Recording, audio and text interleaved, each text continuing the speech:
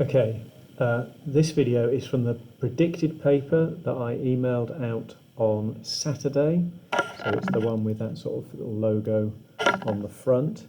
And it was separate mechanics and statistics papers with mark schemes as well. This is a question which is cropping up a lot. So it is a normal distribution question, although there's no mention of the normal, but we're dealing with continuous data, aren't we? The amount of liquid put into a bottle.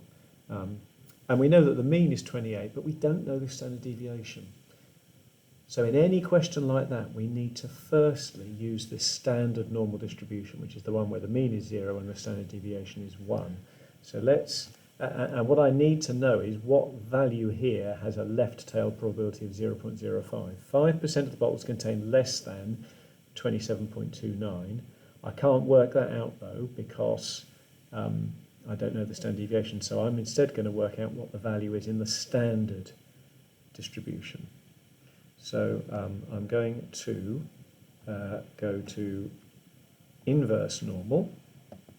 It's a left tail problem. I'm looking for an area of 0.05, and my standard deviation is 1 and my mean is 0. So that tells me that this value here is minus 1.6448536 standard deviations below the mean.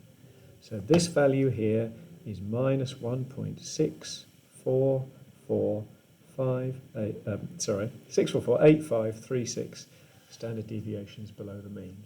Applying that to this, I know that 28 take away 1.6448536 standard deviations gives me 27.29. So you can quickly work out the standard deviation. I'll leave you to do that for a second.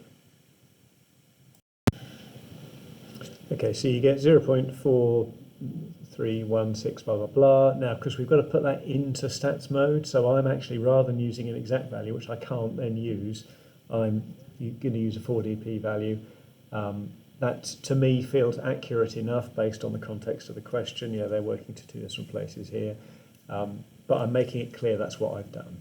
Okay, so we can then say, right, so we're now dealing with a distribution that's normal. Mean is 28 and the standard deviation is that value squared. All right. And we're then asked, what's the probability, what's the value here that gives you a probability of 0.55 when you're going from there to there? So let me draw you a picture of that. Here we go. So we need this probability to be 0.55, but we know that the inverse normal function on the calculator won't do between two values. It'll only do a left tail or a right tail. Good news though. We already know that area there is 0.05, isn't it? So if I do, going back into normal mode, but this time using the actual value now, not the standard normal distribution, but if I have a standard deviation of 0.4316 and a mean of 28, and I look for a left tail of 0.6, it will give me this value here, which I'm expecting to be bigger than 28, because obviously up to 28 is 0.5. There we go. So K is 28.11. Why have I rounded it to that? Well, because they're using two decimal places here. So we've got a 55% chance of getting a rate of getting a capacity between these two values. So in the next question, we're told that you take 200 bottles and you work out how many of them contain a capacity between those two values. K is the value we've just worked out. So normally we'd say, right, well, this is going to be a binomial, isn't it? We're taking 200 bottles, and every time we choose a bottle, the probability that we pick one in that value there is 0.55. That was from the previous question. And we could do, except we're told to use the normal approximation. So remember, and again, look back at my previous notes, we can approximate that using a normal when this is large and this is close to a half. To do that, we need the mean, which is n times p,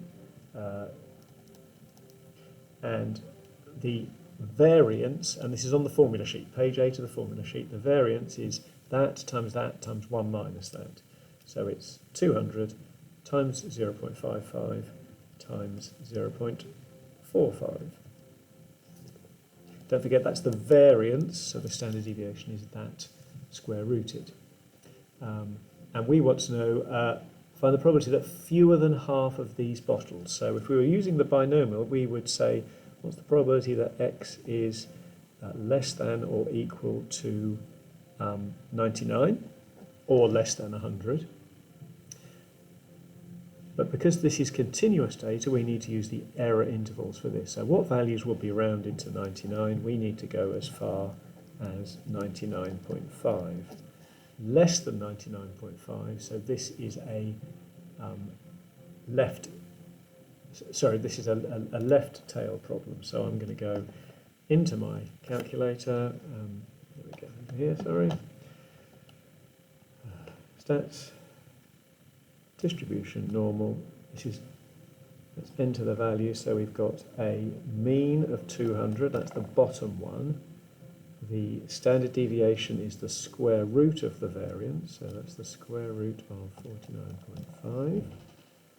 49.5. We need a lower of 0 and an upper of 99.5. We don't do that with binomial, we only do that when we're approximating the binomial with the normal. And I've done something wrong there, hang on a minute. Sorry, 110, not 200, sorry. That's more like it. Okay, so that's the probability of fewer than half of those bottles containing the amount between those two values. And then lastly, again, we're told that she takes, let's go back, let's get some blank paper. Not going to do this question, but this is another normal distribution hypothesis testing question. So we're dealing with the capacity of the bottles again, which we know the mean is 28. We're told the standard deviation is 0.7, so the variance is 0.7 squared. But when we are dealing with hypothesis testing with a sample, we need to divide by the sample size. So when you do part C, that's the parameters that you need to be using. Please ask me on Tuesday if you don't understand that, but hopefully that helped with that question.